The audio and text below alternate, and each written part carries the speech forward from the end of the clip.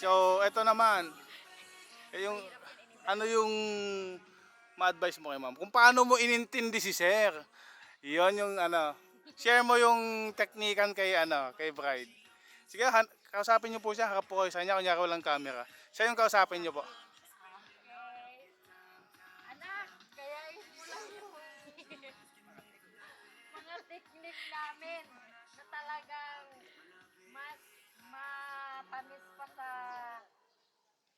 asukal. Parang coach na yun. At laging ang daddy mo ang nag-uunawa sa akin.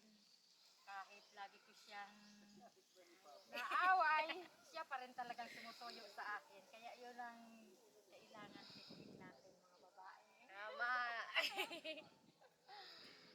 Ayun lang anak. Congratulations. Ganda lang ang message ni Mother.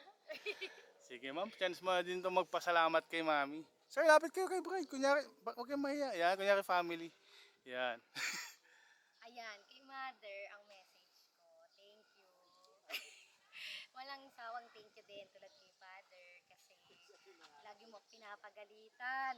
Lagi mo akong binubungangaan tuwing umaga. Yan, natutuloy ako, na-adapt ko na. Ako naman yung mabunganga. Ayun. Sa I love you naman, tapos hug naman.